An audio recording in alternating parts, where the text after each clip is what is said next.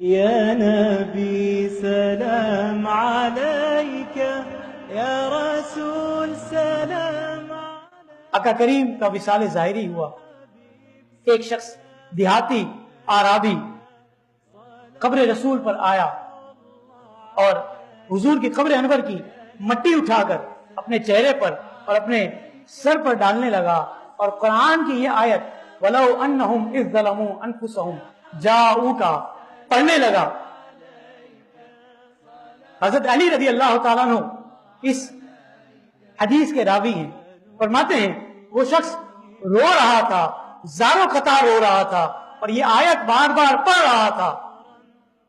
حضرت علی فرماتے ہیں کہ واللہ میں نے یہ آواز سنی کہ قبر رسول سے آقا کریم صلی اللہ علیہ وسلم نے فرمایا کہ جا تیری نجات ہو گئی, جا تیری نجات ہو گئی.